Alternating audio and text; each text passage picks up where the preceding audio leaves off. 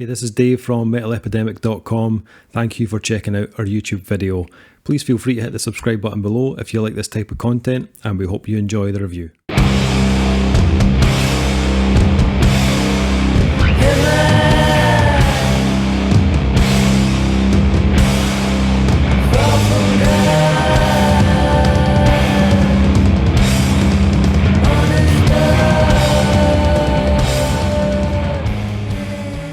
Guys, Dave here from Metal Epidemic, back with another album review.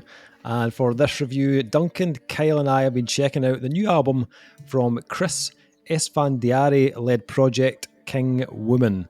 The band's new album. Give that man something, because I've been trying to pronounce her name all day, and I've just been calling her Gwen Stefani, because it kind of rhymes. Kind of rhymes. I know they're in different genres, but it's the only way I could stop laughing at me, Kyle. I'm trying to, I really am. I don't even know if I pronounced it right or not. Fvnerals, does that sound right? It sounds really good. Also rhymes with Gwen Stefani. So I mean, I was on the right page. Yeah. The band's also, new we're album, Scottish, which means we can't pronounce names, so we apologise in advance. Yeah, this happens a lot. The band's new album, Celestial Blues, will be released on July 30th on Relapse Records. So this is album number 2 for King Woman, which is one of the many projects Chris has been involved in over the last so many years.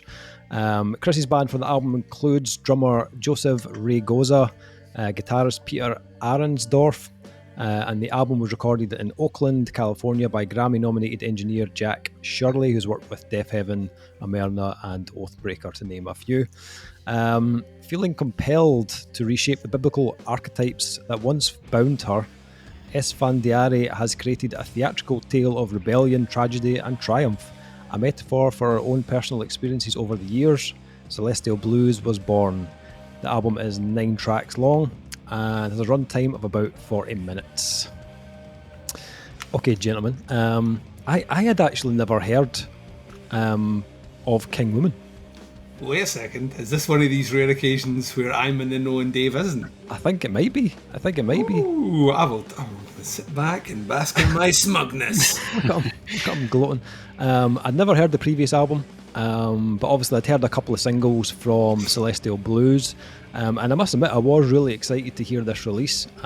If you have never heard of King Woman before, like myself, I suppose you could kind of class them as a kind of atmospheric doom, but there's all sorts of kind of other tones and textures added to that. You've also got some kind of doom rock. There's a bit of shoegaze in there, some indie influences in there as well for sure. It's kind of like a kind of indie Neurosis, or I don't know how I would describe them, but I quite like that, actually. That's I can see where your brain's going to link them up, actually. So it makes sense. It does. Difficult to describe, but stylistically though, right up my street. I do love big kind of atmospheric doomy chords with loads of texture and ambience. And there's definitely something really kind of impressive about a band that can grab your attention without it being all about the riffs. Especially this genre, where a lot of the time it is about how crushing and devastating riffs can be. On Celestial Blues though, it still hits you, but not in the same way that maybe other doom albums would. They've managed to capture this kind of almost a kind of emotional kind of vulnerability in the songs that take you on a bit of a voyage. I'm not going to use the word journey in this review because we use it every single time, so I'm going with voyage today. Someone's been reading a thesaurus. It's definitely heavy. It's definitely intense, but also really kind of dynamic and poignant. But it's still really catchy at the same time. And as much as I kind of love the music on this album, I think it may be the vocal performance from Chris that really kind of takes this album to the next level for me. She has a very kind of hypnotic voice that you can't help but really kind of be totally transfixed on for the entirety of this album. Her tone is very kind of smoky and very haunting sounding, kind of reminiscent of a kind of like Chelsea Wolfe or True Widow. And that tone on tracks like Morning Star or Golgotha will keep you like totally engaged. But then on tracks like Bogs or Coil, you hear a very different side to her voice, a very kind of gnarly and really abrasive texture that adds this kind of element of almost kind of rawness to the whole thing. And I think it's those moments of kind of change in the album that really keeps you intrigued as to where it's going to go next. As much as I loved the singles I heard, they actually made so much more sense in the context of the album. When you hear them like side by side with other tracks. When I heard like Psychic Wound, for example, which is probably like the kind of least kind of hook laden out of the singles they released. So it was probably the one that I didn't really gel with on first listen. But when I heard it kind of in between Entwined and Ruse, it kind of tonally and stylistically made more sense to me. And it did start to kind of grow on me a bit and more I heard the album. I also really loved the kind of layers of vocals on this. Most of the tracks have this almost like a kind of double-tracked vocal by Chris, where they will sometimes kind of harmonise with each other on some songs, and others they are kind of purposefully sound a little bit more kind of jarring almost, but it really works. Just the kind of juxtaposition of the styles really kind of stand out. And then there's that kind of almost kind of like spoken word style that's used in some of the intros. I think all of that kind of adds to the kind of build up on the tracks on Celestial Blues, and then on the kind of closing track where it's kind of more minimalist, it's a kind of blend of like spoken word and melody. It really kind of, I felt like that track, it really added substance to the kind of storytelling of the track. Production of this, for me, it was outstanding. I loved what Jack Shirley and the band have done with this. I think it's perfectly suited to the band's style, as a production should be. There's so many producers out there that will put out a very kind of generic cookie cutter sound for every band that they work with, but you can hear on this that it's been kind of crafted specifically for King Woman, and to kind of accentuate their sound in every way. I think it's got depth, it's got a lot of natural kind of ambience to it, but it also gives off a very kind of melancholic feel. And that's partly to do with the music and the kind of vocal melodies, but the production really kind of heightens that, in my opinion. Duncan, what did you make of Celestial Blues? So I can't exactly remember the first time I heard King Woman, but I was, I have their previous album, Created in the Image of Suffering. It's not one that I go back to much, to be fair, but I do remember at the time really enjoying it. Yeah. So when this was on the kind of docket that you sent in, I was curious because it's a fair few years since that album came out. So I think we're sitting up about 3 or 4 now, I think, since it came out. And then they kind of just disappeared off the map for me. I hadn't heard anything from them in the way of any news, touring or anything. So, which, from what you're saying, she seems to be involved with a few different things. So I wonder if this is like a project which maybe didn't necessarily get a huge amount of our attention once the album's out. Tend to find that with people that have many different artistic outlets, sometimes certain ones are not the main thrust of their interest for a while. So coming into Celestial Blues, I was very curious. I will put my cards on the table. I fucking love this. This is 100% an album for Duncan. This is a Duncan album. I am a mark for any sort of doom metal that contains swaths of atmosphere, especially when it's used in with purpose to generate atmosphere. There's a lot of people that just throw things in the background to fill space with no merit, and King Women don't do that. The surprising and not surprising when you listed out the artists the producer has worked with, because at times some of those more ethereal, spacier moments do remind me of a less abrasive Deafheaven. And it's all over here. Like the guitar work, it's deliberate and it's slow, but the hooks and the melody that they're doing complement what she's doing on the vocals. I think the music is actually really well written, really, really well written. Doom music at times can be a vehicle for, do you like this riff? Well, strap in for the next 5 minutes. Me and you are going to get to know each other. And there's a bit of that doesn't really happen here, and that's not to say that they don't like return to motifs and play them for elongated amounts of time. It's what the rest of the band are doing around it that makes it interesting. I think they explore space really well. Like the opening track, Celestial Blues, is haunting, is I think a word you used, and I would go with that. It has a really kind of weirdly haunting, melancholic sort of, almost kind of dream woozy like hook to what she's doing, and I think that's great. Like from the people that you listed musically, that she sounds like Tari B if Tari B had, I don't know, kind of just not being so angry, you know, like there's a grit there, and it comes through when she does her harsher vocals, but that kind of smoky room tone that she has works so well with her. The melodies and counter melodies that she adds in add variety and interest. You're right, at times they sync up in ways which are incredibly pleasant to the ear, and then at other times they are still definitely in the same key. So she's not singing like out key or anything like that, but she chooses weird melodies to link in on, which I find really interesting. It's like that way that when you first ever listen to like Alice in Chains, and you're like, oh, these melodies are all wrong, and then you listen to it again, you're like, oh, these melodies are amazing, because like it's something about the way they construct them, and it's something the way she does it as well that is at first quite jarring, but once you find yourself hooked in, it works incredibly well.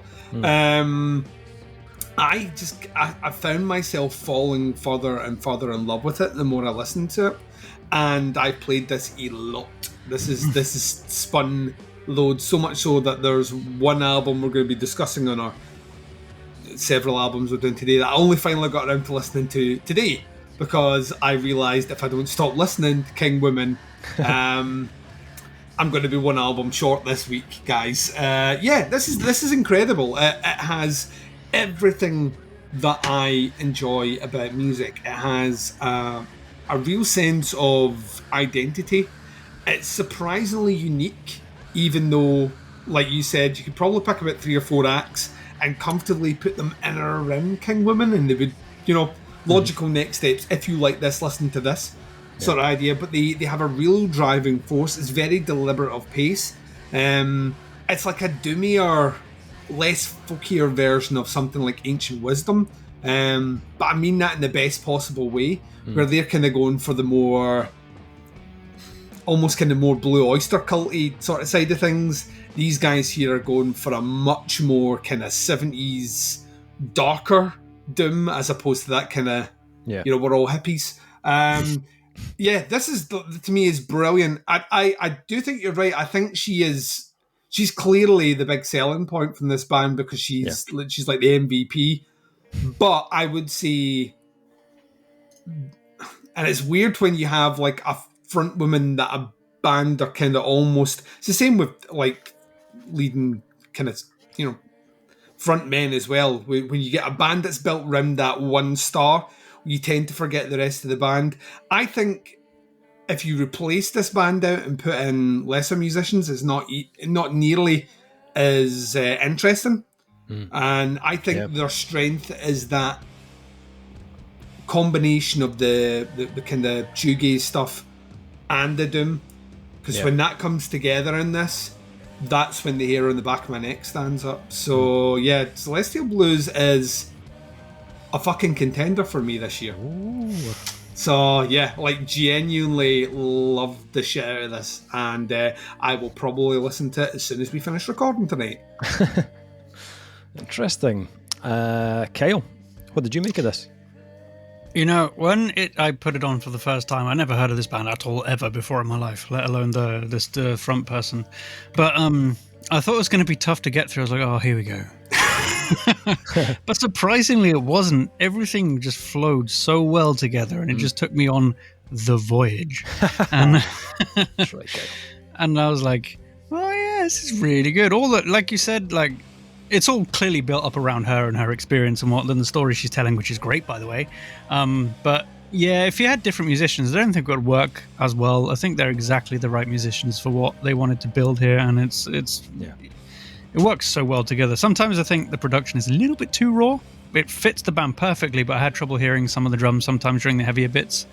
But the heavier bits hit so much harder because of all the fragility in the gentle, softer parts. It was just the two different. They're not super different from each other. There's tons of bands in the world that do clean and heavy and clean and heavy, but they do it a bit differently. There's like the clean bits are they're not like super clean. There's some dirt and grit on them, but there's something in the voice and something in the playing that's just soft, and then the heavy hits, and it's not like what you class as super heavy. It just hits harder because those other bits are so much more gentle. So, and I really, really, really like that. It's like the dynamics on this album are fantastic, and I really enjoyed it. And the last song, Paradise Lost, is the most haunting thing I've heard in a long time, and I really, really enjoyed it. And I think if I had to listen to this over again, I'd be like, skip, listen to that one first, and then go back and listen to the rest. It stays with you after it's finished. Does, I think that's the thing. Really like does. you still hear the melody like after the track's finished for a good couple of minutes after. It really does stick with you. So I greatly enjoyed it. I really didn't think I would. Like coming into it, the first couple of minutes were just like, well, not minutes. First minute was like, am I gonna like this? But loved it. So absolutely a high score for me coming in. You can be sure, because it's really, really, really enjoyed it. I like it. I've been getting so much more into Doom and stuff like this. I'm recently. so happy that you're getting so much more into Doom. Doom great. Kyle sounds much more interesting than Death Metal Kyle. It does. Yeah, I'm not gonna lie. I agree. Excellent. Okay, so in conclusion, the ratings for Celestial Blues. I think that this is an album that just gets better and better with each listen. I think it's beautifully executed musically and vocally, and I thought the production was absolutely spot on. Quite an immersive album, so I'd probably recommend it. Even though the singles are great, I'd recommend it listening to it as a whole rather than individual tracks. I think you'll get more out of it, but it's excellently done regardless. I don't think it's perfect. I think personally, I think some of the song structures are a little bit repetitive. They do build in a very similar way, with Coil maybe being the exception to that. And there was a couple of tracks on it I didn't totally connect with. Psychic Wound is still my least favourite track on the album, although it did kind of grow on me more as I listened to the album. And I felt like in Ruse I enjoyed to an extent, but I felt like there was a bit of an anticlimax on that track. That aside, small gripes. I wouldn't be surprised to see this on a lot of end of year lists. It's a very strong album, absolutely. Even with the little issues I had, it's still a high scorer for me. I'm probably going at 4.5 on this one. Duncan, what are you thinking? A bunch of moany maggots, honestly. Just being honest. Like, not every single song has to hit a crescendo. Like, sometimes it's about the mood it evokes, and this album is a mood piece. And that mood is, leave me alone, Dave, and let me give you my score, right? That's the mood it evokes, right? Before you start jumping down my neck, leave me alone. It's the title track 3, isn't it? It's subjective. It's all subjective, Duncan. It's the next album. Album number 3, Leave Me Alone, Dave, and Let Me Give You My Score, by King Woman. Yeah, this to me, I'm like, the front to back, this just captivates me. Those moments of fragility you were talking about, or those moments where everything just isn't maybe mixed, just like, Doom's not supposed to be. Like you give me a well-polished, well-recorded Doom band, and I'll give you a rubbish bin that I'm putting that album in. I want it to sound brittle in parts, and I want to be punched in the face, and I also want to be sung a haunting lullaby to sleep, which this album gives me all of. This is a 5. This is a 5-star album. I would not change wouldn't want to change a thing, which isn't the song, but I'm swapping lyrics in. I was really raking my brains to see if I could think of a Gwen Stefani lyric that I could bastardise to link it back in for the Circle of Life. I thought it was Gloria Estefan. Gloria Estefan. Did you not say Gloria Estefan, though? No, Gwen Stefani. All right, sorry. I jumped to Gloria Estefan, sorry. Why would you do that? We are all over the place tonight. I don't know what's going on. Kind of love it, but we're all over the place. What was the Gloria Estefan track? She had a big track. I'm sure she did. I'm sure something it didn't sound like King Woman, get though. you. Was it No The Rhythm's Gonna Get You? It could be, yeah. If King Woman want to cover that, I would listen to that in a second. That's a 5-star album. I legitimately love this. Wouldn't change a thing about it. I think it starts super strong, continues like just building and creating stories all the way through the middle, and like Kyle said, it finishes on one of the more like haunting things I've heard this year. I will play this album to death this year, I can tell you right now. And bring it on, other albums that try and take it out my top 10, because you have a battle. 5 out of 5. King Woman. King Woman is going to get you. Kyle, what's your score? He's hosting this call as well, so we can't get rid of him.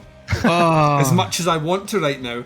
Never wanted to don't speak, Dave. I know just what you're thinking. Aye. He's back. Back. There you go. There we go. Oh, that one's hella good. Anyway, what was I going to say? 4.5 out of 5. Yeah, I'm just going to... Nice. Because the tiny little gripe, sometimes I was like, where's the bass drum gone? And that was it. Don't need the bass drum. Not needed in that bit. Not needed, no. Nah. Dave, what do you think about the bass drum? Being a drummer. Fucking useless, right? I honestly didn't have any production issues with this at all. Yeah. Oh, it was just something I picked up because like it just called out to me as I was listening to it. And I was like, okay, fair enough. But yeah. Okay. Totally works with our sound. Totally works with the sound. Well, make me arm wrestle you, Doom Kyle. I will do it. Siri, can you tell me the number of a gym, please? He's like every video from now on, he's going to be like sitting with a barbell going, yes, I'll listen to this album, Dave. 4.5 out of 5, Duncan. Celestial Blues, gentlemen, out on Relapse Records July 30th. If you want to check the band out, it's facebook.com/KNGWMN. I will put a little link in the description below to their Facebook, the pre-orders, to the pre-saves, all that jazz down below. Let us know what you think. If you heard any of the singles, drop us some comments. When the album drops, let us know what you think. That is the review. Thank you for checking it out. Much appreciated. We'll be back with another review very soon. But until then, take care. Speak to you soon. Bye, everyone. Bye.